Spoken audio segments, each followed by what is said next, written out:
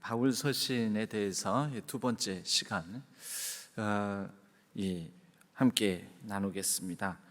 여러분 유인물 오늘은 이 뒷페이지도 있는데요. 그 뒷페이지 개관부터 먼저 하고 그 다음에 가도록 하겠습니다. 슬라이드는 6번째 슬라이드입니다. 이 바울 서신은 총 13개의 서신서가 있다라고 말씀을 지난주에도 나누었습니다. 여러분 유인물 뒷페이지에 보면 바울 서신을 개관 정리를 한 내용이 있는데요. 여러분들이 이 사도행전과 함께 바울 서신이 언제쯤에 어디에서 어느 성경의 어느 부위에서 쓰여졌구나, 또 그때가 어느 시점이구나, 역사적으로는 대략이라도 정확하지 않을 수는 있습니다. 왜냐하면 워낙 여러분 2000년 전 문서입니다. 2000년 전 문서니까 여러 연구를 하지만 이 연도에 약간의 오차는 있을 수가 있습니다. 그러나 대략 이 순서에 의해서 바울 서신이 기록이 되었습니다. 자, 바울의 회심이 언제쯤 일어났는가? 우리가 이제 이렇게 공부를 좀 하면 우리가 바울 얼마나 많이 들었습니까? 그리고 신약 성경의 거의 절반의 분량이 바울이 쓴 서신서들이지 않습니까? 그러니까 우리가 바울에 대해서, 바울이라는 이 사람에 대해서도, 인간 바울에 대해서도 우리가 좀 마음에 역사적으로나 역사적 바울에 대해서도 좀 알고 있을 필요가 있다라는 거죠. 그래야지 이 사람이 한없이 우리와 동떨어진 어떤 영웅담의 신화적 존재로서의 바울이 아니라 실제적으로 우리와 동일한 성정을 가졌고 때로는 우리 같은 그런 연약함도 있었고 부족함도 있었고 또 이 땅의 삶을 살았다라는 이런 부분들을 공감하면서 우리가 위로를 받기도 하고 또 도전을 받기도 하고, 그랬었구나, 그도 그랬다면 나도 그럴 수 있겠구나, 이런 생각도 하게 되는 것입니다. 바울의 회심이 약 35년, 서기 35년 경으로 우리가 잡습니다. 사도행전이 일종의 역사서이지 않습니까? 사도행전의 기록으로는 사도행전 9장에 바로 바울의 회심 사건이 나옵니다. 그래서 9장을 외우면서 이제 구원받은 바울, 그러니까 9장이에요. 그 다음에 이제 바울이 회심하고 난 다음에 일정 그 기간을 보내고 바울이 이에 대해서는 자기 스스로에서 자전적 진술을 합니다. 갈라디아서 1장에 그것은 기록되어 있는데요. 이따가 좀 살피겠고요. 1차 선교 여행을 떠나지요. 1차 선교 여행은 바울과 그리고 바나바 그리고 마가 요한이라고 불리는 사람이 같이 수행을 했습니다. 약 46년에서 48년 사이, 그러니까 35년 회심하고 난 다음에 한 13년이라는 시간이 10년, 11년, 12년, 13년이라는 시간 지나고 나서 바울이 선교 여행을 갔는데 그 사이에 무슨 일이 있었겠습니까? 바울이 얘기하기를 이건 이따가 좀 나누겠습니다. 아라비아로 갔다가 다메섹에서 전도하다가 예루살렘에도 갔는데 예루살렘에서는 외면을 당하고, 그럴 때 안디옥에 있는 바나바가 바울을 청하여 같이 우리 이 이방인들에게 복음을 전하고 우리가 하나님의 말씀을 가르치자 해서 안디옥 교회를 이루게 되고, 그곳에서 비로소 많은 제자들을 양육하고 하여서 비로소 그리스도인이라 칭함을 여기게 되는 그런 일들이 일어나게 되죠. 그게 사도행전 11장에 나오고요.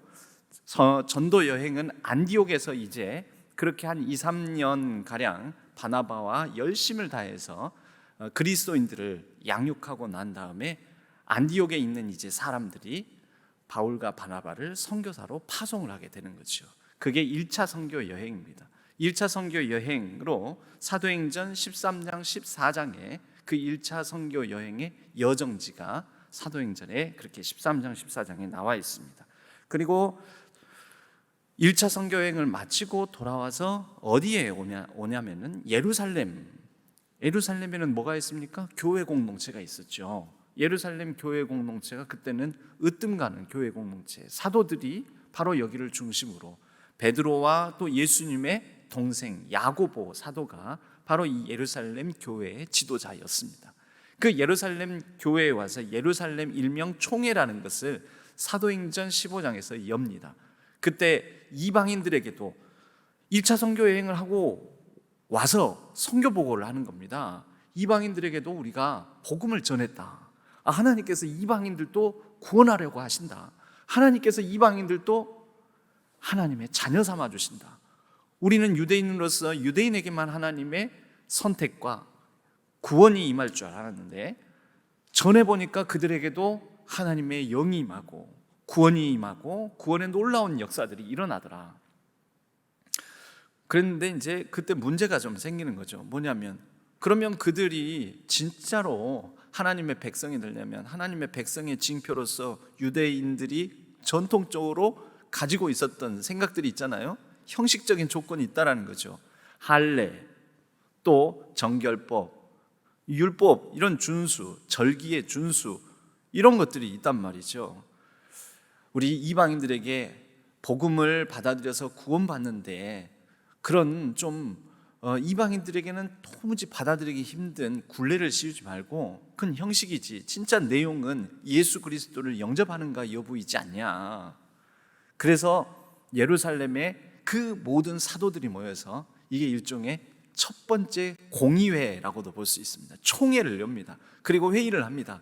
그러면 좋다, 우리가 이방인들에게 복음이 전해졌고 구원받은 자로서의 삶을 살아가는데 이방인들을 강제적으로 유대인과 같이 만들지는 말자. 그러나 몇 가지 조건은 우리가 그래도 그들에게 제시를 하자. 그것은 우상 숭배는 하지 말, 그건 당연히 하지 말아야 되는 거 아니냐. 그 다음에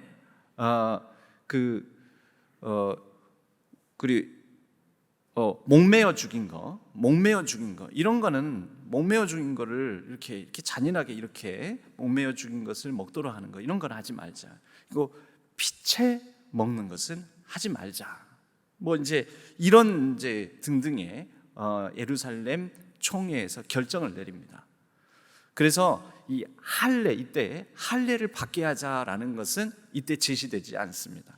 그게 예루살렘 총회 약 49년도, 서기 49년도, 이것은 비교적 정확한 연도입니다. 49년도에 사도행전 15장에서 그 사건이 있게 되고요. 그리고 이제 바울은 예루살렘에서 이방인 전도에 관한 몇 가지 장벽들을 이제 그 총회를 통해서 인정을 받고, 그리고 그것이 처리가 되었으므로 또 당당히 이제 이방인들에게 자신감을 가지고 복음을 전하러 선교 여행을 떠나게 됩니다. 그래서 제2차 선교 여행을 떠나게 되는데 그게 사도행전 15장 36절에서 18장 22절까지 나와 있습니다. 여러분 잠시 사도행전을 잠깐 이렇게 한번 펴보시겠습니까? 사도행전 214페이지, 신약성경 214페이지,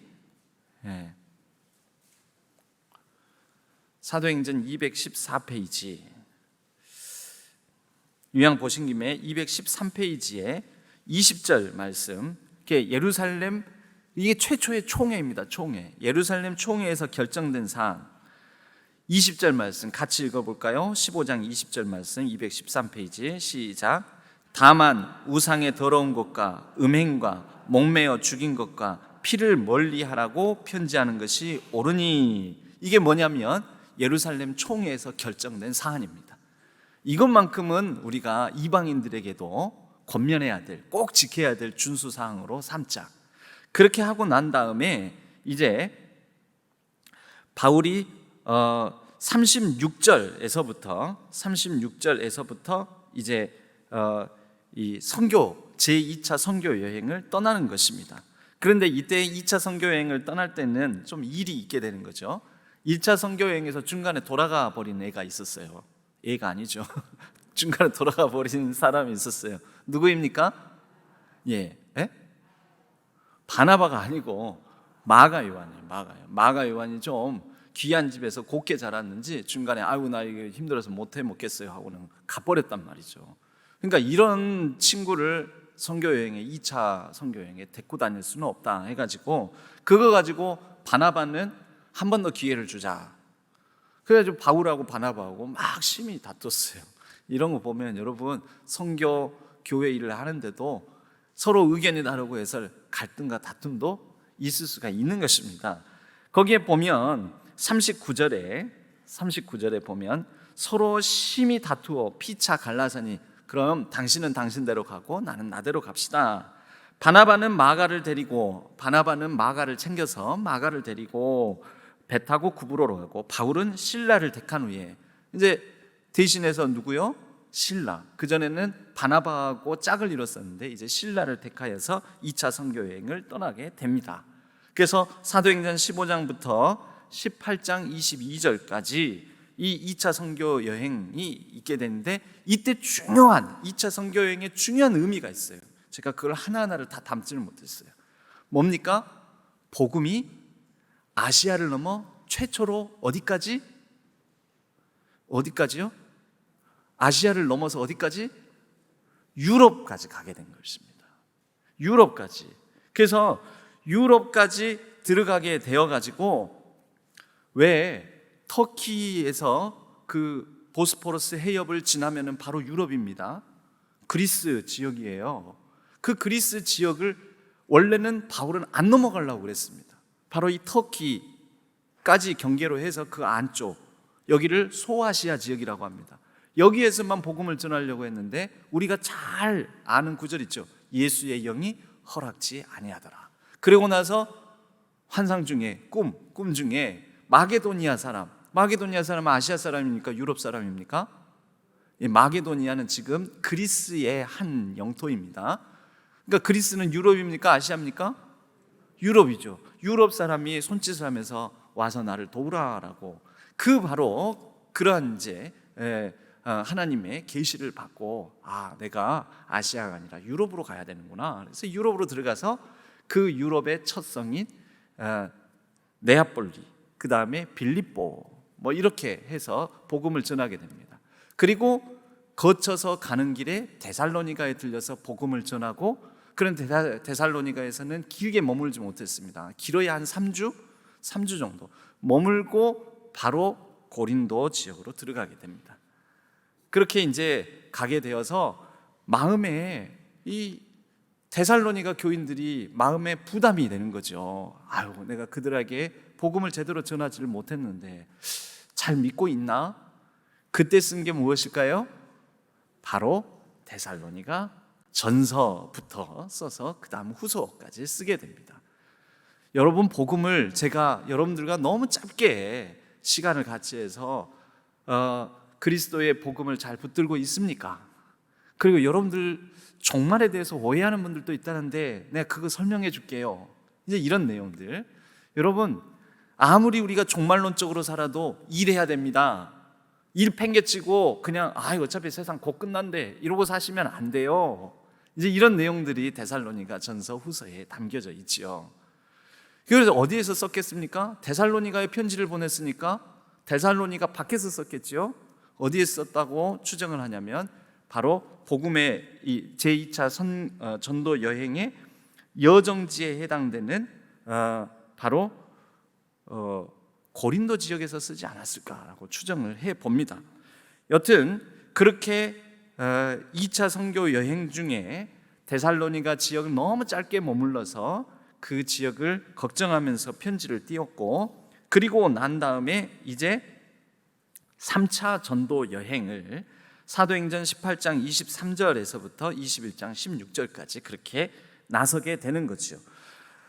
우리 아까 15장 부분도 봤으니까요. 18장 부분도 한번 봐볼까요? 18장 22절과 23절 딱 그 경계에 해당되는 부분이 2차에서 3차로 넘어가는 부분입니다. 한번 보겠습니다. 18장 22절. 자, 22절 우리 같이 볼까요? 219페이지에 있습니다. 신약성경. 가이사랴에 상륙하여 올라가 교회에 안부를 물은 후에 안디옥으로 내려가서 자, 가이사랴는 어디입니까?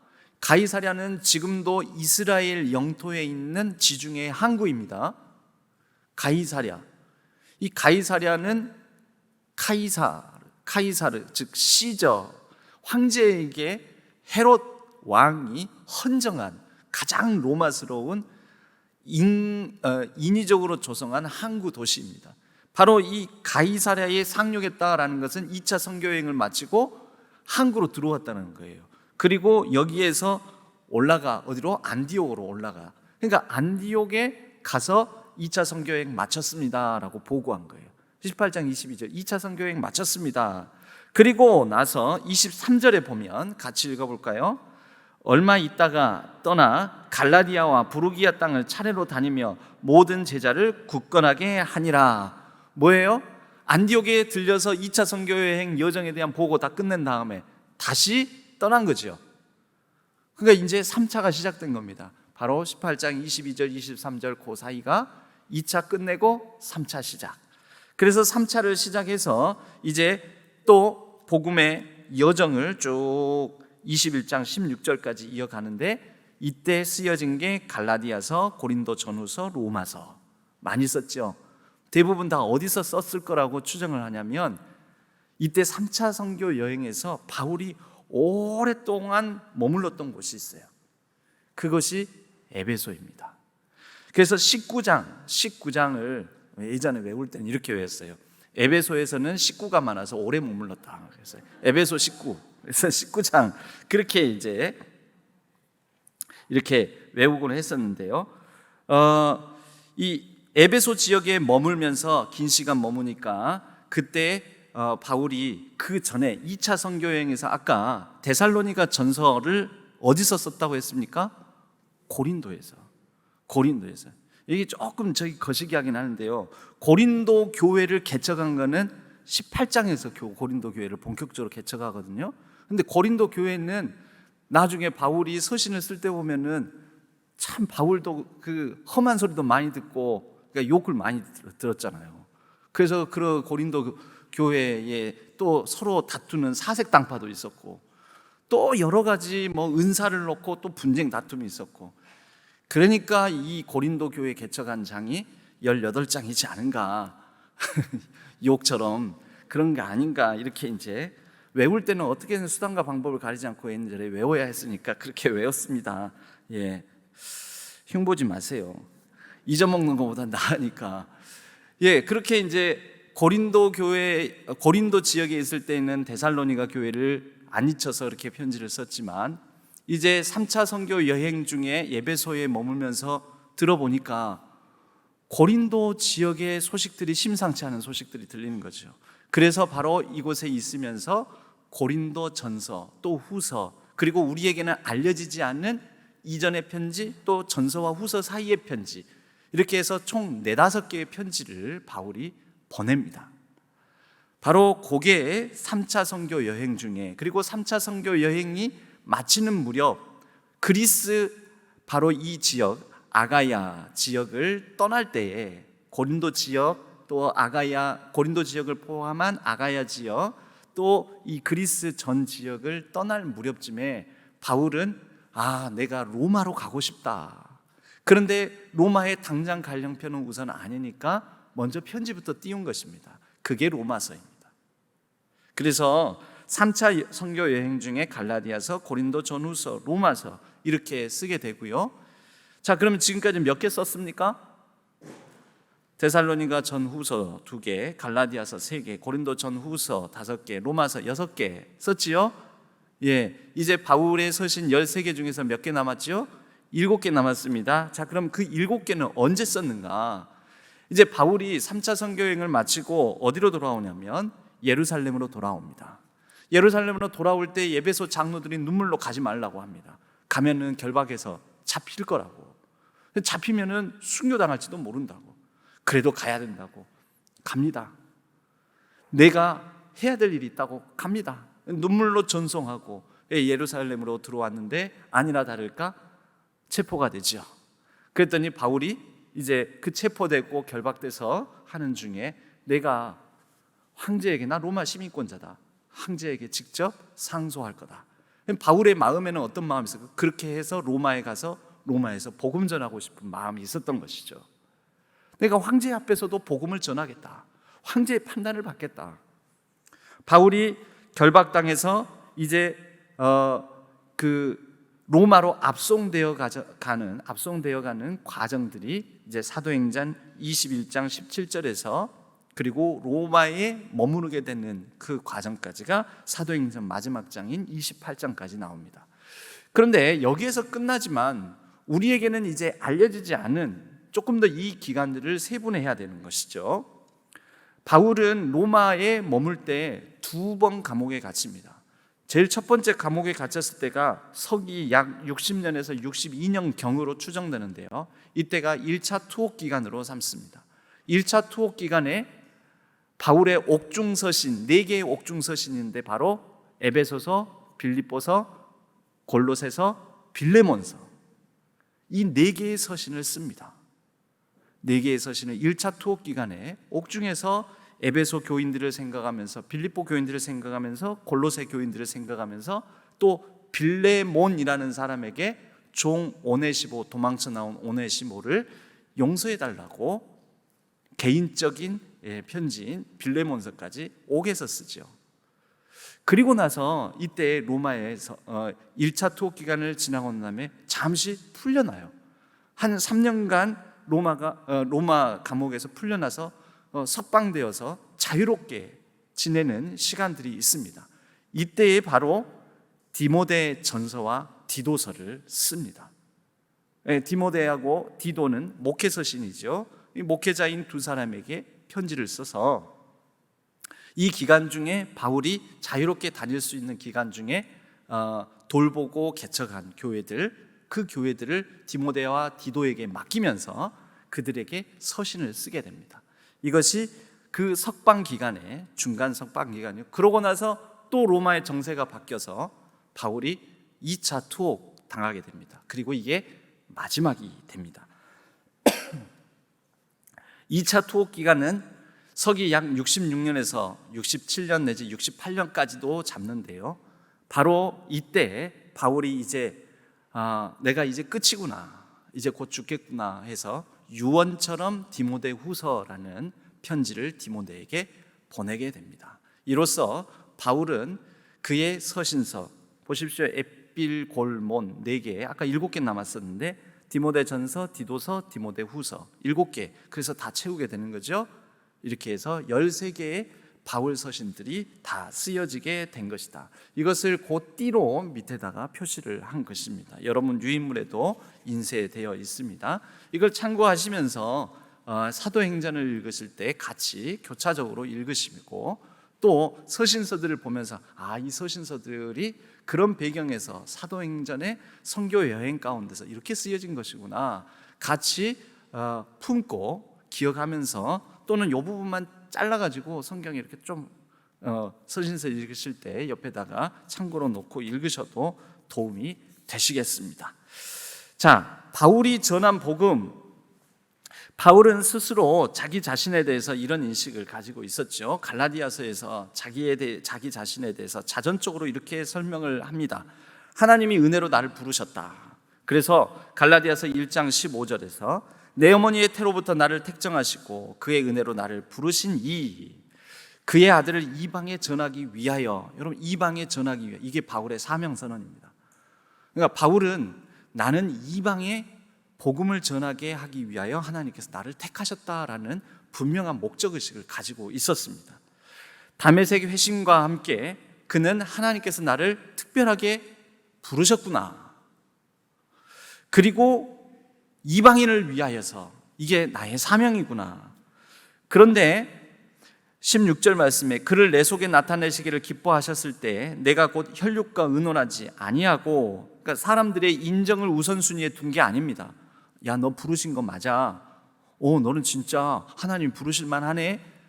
이런 거를 따지지 않았다는 거죠. 17절 또 나보다 먼저 사도된 자들을 만나려고 예루살렘으로 가지 아니하고 사람들의 인정과 확인을 받으려고 하기보다는 하나님께서 직접 부르셨고 특별하게 부르셨고 이방인을 위하여서 부르셨다라는 이 확고한 사명감, 소명감이 있었다라는 것입니다. 그것을 자전적으로 갈라디아서에 담아서 이렇게 말씀하고 있습니다.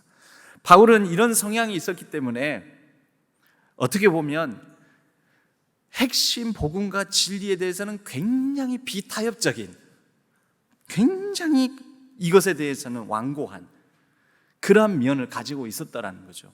게다가 이 사람은 굉장한 열심이 있었던 사람 아닙니까? 열심히 있어서 그리스도인들을 핍박하고 체포했던 사람 아닙니까? 그리하여 일어난 사건이 뭐냐면 안디옥 사건입니다. 안디옥 사건. 갈라디아서 2장 이제 11절에 가게 되면요, 그 두 번째 박스입니다. 게바가 안디옥에 이르렀을 때, 게바는 누구죠? 베드로죠. 예, 베드로는 헬라 말로 읽는 거고 게바는 히브리 말로 읽는 거예요. 같은 뜻이에요. 반석이라는 뜻입니다. 예, 베드로, 페트라. 그래서 페트라라는 바위 안반으로 이루어진 도시가 요르단에 있지 않습니까?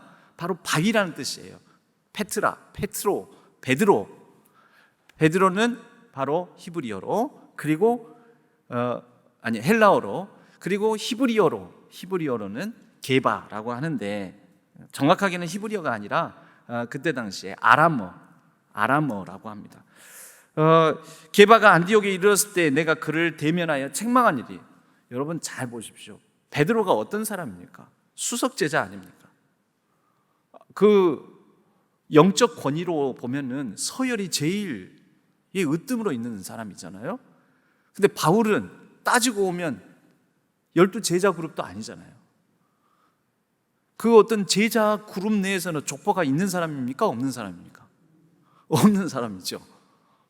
그리고 원래 그 스데반 순교할 때도 그 옆에서 있었던 사람이고, 그리스도인들만 보면은 눈에 쌍심지를 켜고 핍박하고 죽이려고 했던 사람인데, 어디 이런 근본도 없는, 뿌리도 없는, 족보도 없는 이런 사람의 자기가 사도라고 하면서 세상에 그때 당시에 당대 최고 권위자, 수석제자, 아니 순위로 따지자면 제1순위에 해당되는 게바, 즉 베드로에게 개겼습니다.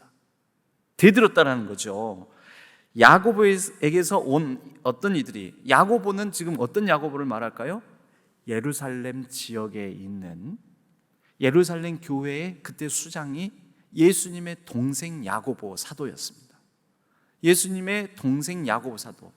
혈적으로나 또 신앙적으로나 또 예수님을 직접 따랐던 그 제자 그룹에 들어간 사람으로 보거나, 이게 전혀 흠이 없는 사람이죠. 근데 야고보에게서 온 이들이, 즉 가장 유대적인 전통이 강한 사람들이 와가지고 저 이방인들하고 같은 식탁에서 손도 안 씻고 밥을 저렇게 먹네?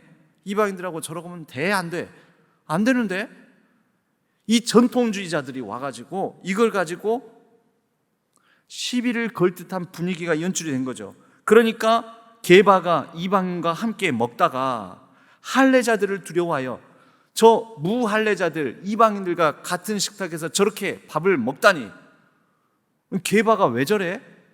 베드로 사도가 왜 저래? 그러니까 베드로하고 야고보하고는 예루살렘 교회에 쌍두마차 했었거든요. 그래서 이것이 두려워서 베드로도 슬그머니 밥을 먹다가 손을 내려놓고 자리에서 물러나더라는 거죠. 그랬더니 베드로가 그러는데 다른 사람은 두말할 것도 없지 않겠습니까? 남은 유대인들도, 심지어 바나바는 안디옥 교회에 바울과 같이 함께 이방인들을 위하여서 섬겼던 지도자인데, 바나바도 슬그머니 두려워가지고 나중에 무슨 이 탈이 날까봐, 정죄당할까봐 두려워가지고 이렇게 물러서니 14절에 그러므로 모든 자 앞에서 게바에게 어찌하여 억지로 이방인을 유대인답게 살게 하려느냐 하면서 호통을 쳤다라는 것입니다.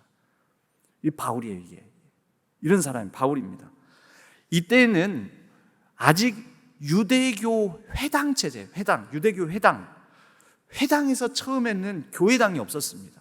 회당에서 예수 그리스도에 대한 말씀을 나누고 이렇게 하던 시절인지라 이 유대교 전통이 아직 굉장히 강하게 남아 있었습니다.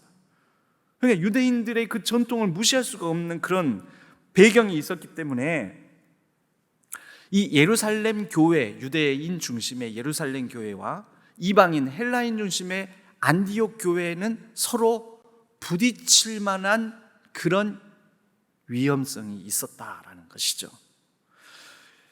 이 유대인 그리스도인들이 얼마나 이방인 그리스도인, 헬라인 그리스도인들을 은근히 배제하고 차별하고 무시했었냐면요, 저 사람들 하나님을 경외하는 사람들이야 라고만 하지, 그러니까 이방인들도 하나님을 경외하네? 하나님을 알려고 하네? 신기한 일일세? 이 정도만 표현하지, 그 말 가운데는 뭐가 있냐면 신자라고는 안 하는 거예요. 우리와 같은 신자다, 우리와 같은 하나님의 자녀다, 우리 다 같이 하나님의 백성이다, 이렇게는 표현 안 하는 거예요. 저 이방인들도 하나님을 경외해? 하나님을 경외하는 자들일세? 여러분, 이게 좋은 말 같지만 뭐가 담겨져 있는 거예요? 은근한 차별과 그들에 대한 어떤 무시를 담고 있는 말이에요. 소외시키는 말이에요. 그런데 이런 분위기 속에서 거침없는 하이킥을 날린 사람이 바울입니다. 왜냐하면 바울에게 있어서 복음은 유대인이나 헬라인이나 차별이 없는 것이 복음이거든요.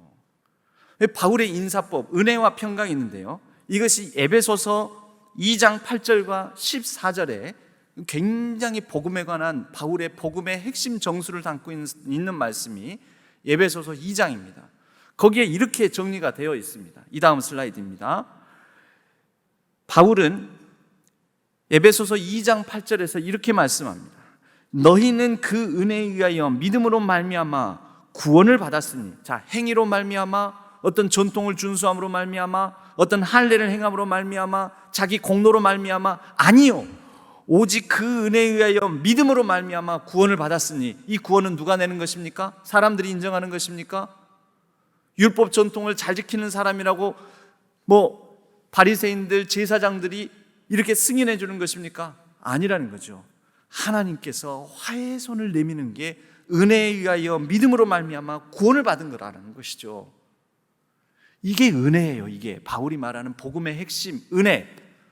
14절에 그는 우리의 화평이신지라 둘로 하나를 만드사, 그러므로 우리는 둘로, 즉 이방인과 헬라인 똑같은 말이군요. 유대인과 헬라인으로 둘이 예수 그리스도께서 하나로 만들어 주셨으니 우리는 서로 소외시키거나 차별하지 말고 함께 학식탁에 둘러앉아 먹고 한 형제 공동체임을 인식하며 살아가야 된다. 사람 사이에 사람과 사람의 화해, 그동안의 선민의식을 가지고 있는 유대인들과 야만인이라고 무시했던 이방인들과의 화해를 해야 된다라는 것입니다.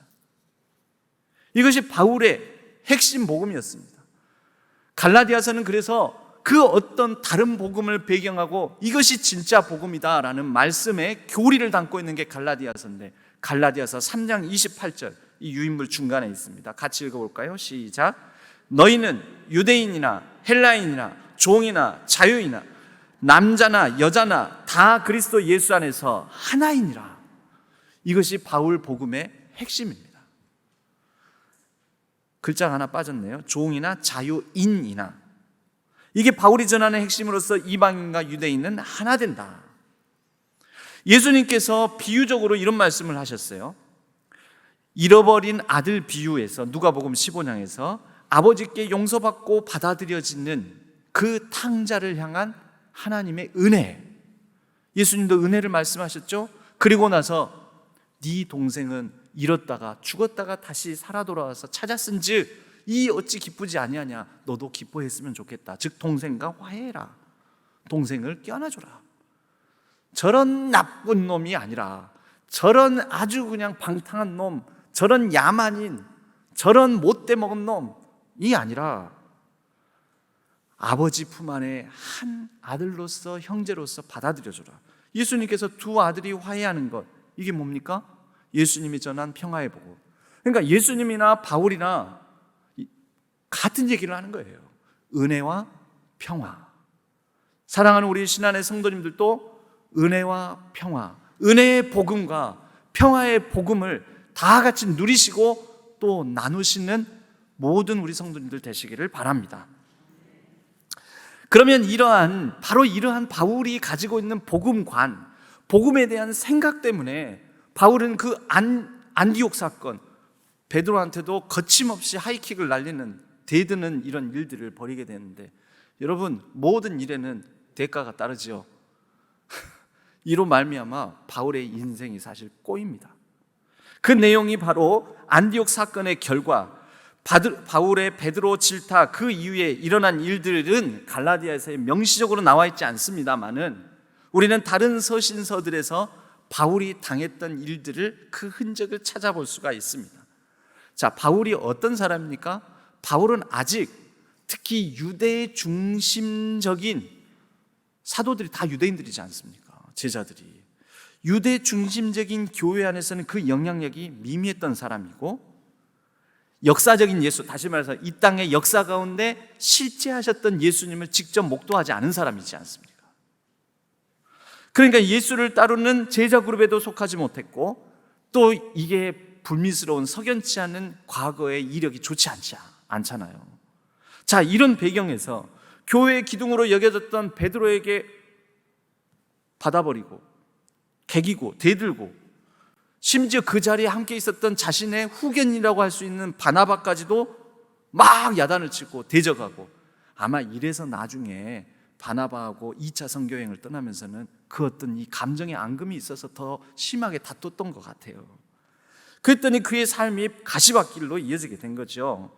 복음 사역을 하는 이들에게, 그때 당시에 이방인들 지역에 가면은 유대인들은 항상 유대인들을 먼저 찾게 돼 있습니다. 그래서 회당 중심이라고 하거든요. 유대인들은 정착하면 회당부터 짓습니다. 그 회당이 유대인들의 모임입니다. 모임. 그런데 바로 유대인들이 살고 있는 그런 전 세계 어느 지역에나 가서 유대인들 도움도 받아야 되고 하는데, 그러기 위해서는 바로 유대 교회 공동체인 예루살렘 교회 공동체의 수장들인 베드로나 야고보 이런 사람들의 추천장이 필요했어요. 그런데 바울은 그게 없었습니다. 그게 없었다라는 그 안타까운 사연이 고린도 후서에 담겨져 있습니다. 나중에 바울이 추천서도 없는 사람이라고 유대 교회 공동체 예루살렘에서 넘어온 사람들이 바울이 복음 전했던 이 헬라 지역에 와가지고 막 뭐라 하거든요. 특히 고린도 지역에 와가지고 그 사람 추천서 있는지 한번 달라고 해봐. 그 사람 근본도 없는 사람이야. 너희들 복음 잘못 배운 거 아니야? 이래 되니까 사람들이 그런가? 바울한테 복음을 전해받아서 그리스도인 된 사람들도 바울에 대한 생각이 확 바뀌어버린 거죠. 그래서 바울을 대적하는 일들이 일어납니다. 바로 그러한 흔적이 고린도 후서에 담겨져 있는데요, 우리가 다시 스스로 천거하기를 시작하겠느냐? 우리가 어찌 어떤 사람처럼 추천서를 너희에게 붙이거나 혹은 너희에게 받거나 할 필요가 있겠느냐? 이 말은 뭐냐면요, 없다라는 거예요. 바울은 없어서 이걸 가지고 공격을 당하니까 나는 있잖아, 누군가의 추천서를 통해서 나를 증명할 게 아니고, 그러면서 바울이 2절에서 이런 말, 그래서 이 말이 나오는 거예요. 너희는 우리의 편지라. 여기서 이 편지가 추천서라는 뜻입니다. 당신들이 바로 내가 사도라는, 복음을 증거하는 자라는 당신들이, 여러분 성도들이 추천서입니다. 여러분들이 나를 통해서 예수 믿게 되지 않았습니까? 그거 자체가 추천서지 무슨 다른 사람의 인정과 다른 사람의 추천이 필요합니까? 그러니까 이 말은 우리는 굉장히 아름답게 쓰지 않습니까? 너는 그리스도의 편지라, 너는 그리스도의 편지라, 이런 찬양이 있습니다. 그러면서 우리는 이것을 참 그래도 아름답게 생각하는데, 여기에는 바울의 이런 가슴 아픈 사연이 있는 것입니다.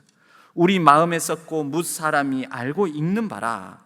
바울의 절박한 마음, 뼈 아픈 상황, 사실은 바울이 왕따 당하고 있다라는 것입니다. 그 유대 예루살렘 교회 공동체로부터는 그 사람 참 열심히 읽고 열정은 있는데 그 뿌리도 근본도 없는 것이 자꾸 이방 지역 돌아다니면서 헬라인한테 복음 전하고 그러고 있는데, 글쎄 그 더 지켜봐야 돼. 이런 거죠. 그래서 추천서도 못 받은 사람인데 바울이 그것으로 말미암아 눈물을 흘리는 일들이 너무나 많았다는 것이요. 로마서 3장 8절에 보면요, 로마서에도 그게 나와요. 바울은 로마 지역을 들어가기를 원했어요. 그런데 바울이 들어가기 전에 바울에 대한 악의적인 소문이 먼저 들어갑니다.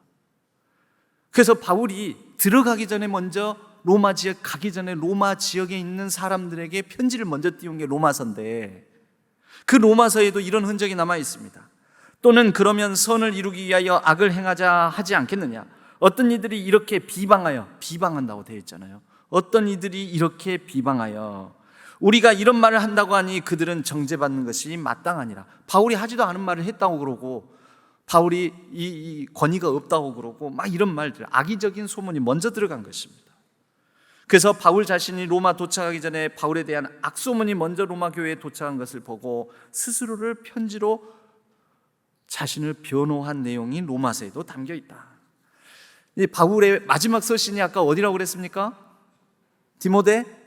네, 이제 이 정도는 우리가 다 알아두면은, 어디 가서 그 이상한 사람들이 와갖고 성경에 막 따따따따따따 해봤자 우리는 흔들리지 않을 수가 있습니다. 디모데후서 4장 9절, 디모데후서의 마지막 장이 4장이에요. 그러니까 바울의 꾹꾹 눌러 담은 그동안의 여러 가지, 바울의 가장 개인적인 편지이기도 해요. 디모데후서, 그리고 또 4장이 뭐라고 되어 있냐면, 너는 어서 속히 내게로 오라. 대만은 이 세상을 사랑하여 나를 버리고 갓버렸고, 그리스게는 갈라디아로 갓버렸고, 디도는 달마디아로 갔고, 다 떠나고 지금 외로이 있다라는 거죠. 고독과 외로움, 소외감, 그리고 이제 죽을 때가 가까우니까 지금까지 자기가 복음을 전한 지역에서도 또 자기를 오해하는 사람들에 의해서도 들었던 여러 편견과 의심, 이런 것들이 막 몰려오지 않겠습니까? 바울의 가장 큰 고통은 외부 핍박이 아니었습니다. 뭐 40의 가만매를 몇 번이나 맞고 파선의 위험을 당하고 헐벗고 굶주리고, 바울에게는 이게 그렇게 큰 위험이 아니었습니다. 바울의 가장 큰 위험은 동료 그리스도인들의 공격과 외로움이었습니다. 그리고 그렇게 신실하게 자기와 동역했던 사람들이 떠나가고, 이게 바울의 말년의 모습입니다. 고독한 최후의 편지가 디모데후서 4장입니다. 여러분, 오늘 다른 데는 놔두더라도 디모데후서 4장, 바울의 인간적인 면모를 알고 싶으면 디모데후서 4장은 여러분들이 오늘 이 시간 마치고 나서 한번 쭉 읽어보십시오. 그런데 이런 가운데서도 바울은, 형제들아, 내가 당한 일이 도리어 복음 전파의 진전이 된 줄을 너희가 알기를 원하노라 하면서, 그렇게 힘들고 어렵고 소름이 많고 아픔이 있었지만 바울은 어떤 식으로든지 하나님의 복음의 전파에 진전이 된 것으로 인하여서 바울은 그 사실 하나만으로도 그에게 닥친 여러 환난과 고통을 견디고 이겨낼 수 있었다라는 것입니다. 여러분, 바울은 생전에는 제대로 평가를 못 받았습니다. 당대의 그리스도인들에게는 평가를 못 받았습니다. 그랬기 때문에 바울은 그 자신을 변호하기 위해서라도, 또 더욱더 확실하게 복음을 정리정돈해서라도 서신을 그렇게 많이 썼던 거죠. 여러분, 그런데 바울이 죽은 다음에는 어떻게 된지 아십니까? 바울이 아까 67년, 68년쯤에 죽었다고 했잖아요. 2차 투옥 돼가지고 로마에서. 네로 황제 때거든요. 그런데 죽고 난 다음에 바울은 죽었으나 뭐는 남았을까요? 사람은 가도 사랑은 남는다. 바울은 가도 뭐가 남았을까요? 그가 전한 복음이 글로 남아 있었습니다. 최초의 성경은 다 바울 서신입니다. 서기 약 50년에서 70년 사이 바울이 선교 여행 다니면서 기록한 그 많은 서신서들, 복음의 내용들이 글로 남아서 바울은 죽고 난 다음에, 여러분, 복음을 제대로 정리해서 듣고자 하는 사람들이, 아니 좀 글로 된 건 없어? 근데 바울 서신밖에 없는 거죠, 그때는. 그러면서 바울은 참 탁월한 복음의 증거자구나, 변증가구나, 와, 복음의 전도자구나. 그러면서 바울이 죽고 난 다음에 바울 서신을 참고해서, 바울 곁을 끝까지 누가 지켰을까요? 누가와 마가가 지켰습니다. 그 누가와 마가가 마가복음을 썼고요, 누가가 뭘 씁니까? 누가복음과 사도행전을 썼잖아요. 그러니 사도행전에서 기록된 바울의 모습은 다소 상당히 복음을 증거함에 담대한 인물로 기록되어 있습니다. 사후평가입니다, 엄밀히 말하면 사도행전에는. 그러나 바울 서신 자체에는 바울이 얼마나 힘들고 마음의 괴로움이 있었고 갈등이 있었고 그런 흔적들을 많이 남겨놨습니다. 생전에는 당대에는 인정받지 못했지만 죽어서는 탁월한 사도요, 복음 증거자요, 또 놀라운 선교사요, 그러한 복음의 위대한 한 일생을 살다 간 사람으로서 높이 여김을 받게 된 것입니다. 여러분, 이런 얘기가 있죠. 솔론이라는 그리스 정치가가 이런 말을 남겼습니다. 어떤 사람도 죽기 전에는 행복한 사람이라 하지 말라. 뒤집어보면 살아생전에는 내가 뭐하러 사는 거, 내가 이날 이때까지 살았는데 내가 뭘 했는고, 뭘 남겼는고. 근데 죽고 난 다음에 그 사람으로 인하여서 남긴 흔적들, 사랑의 열매들이 그분을 기억하고 추억하며, 여러분 1차적으로 우리 남은 사람들의 기억과 마음, 가슴 속에 그분은 다시 살아있는 거죠. 부활한 거죠. 이런 말도 있습니다. 개관사정, 관뚜껑을 덮은 다음에야 그 진가를 안다. 관뚜껑을 닫은 다음에 그 사람에 대한 일을, 행실을 더 정확하게 안다라는 것입니다. 사랑하는 우리 모든 성도님들, 바울은 자신의 생애 동안에는 굉장히 열심히 있었고 열정이 있었지만 자기 뜻한 대로 되지 않았습니다. 우리가 다 알다시피 바울은 서바나까지 가고자 했습니다. 지금의 스페인까지, 땅끝이라고 불리는 그곳까지 가서 전도하고자 했는데 자기의 의욕대로 되지 않았습니다. 안 된 일들이 훨씬 많았습니다. 그리고 얼마나 많은 어려움을 겪었는지 모릅니다. 그러나 우리는 알지 않습니까? 바울이 얼마나 위대한 복음의 업적을 남겼는지.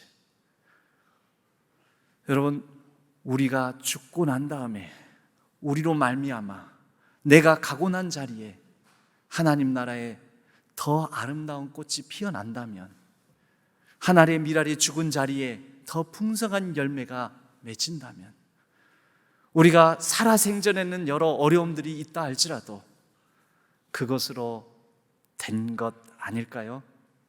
그것으로 된 인생을 살아가는 저와 여러분, 우리 신안의 모든 성도님들 되시기를 주님의 이름으로 간절히 축복합니다.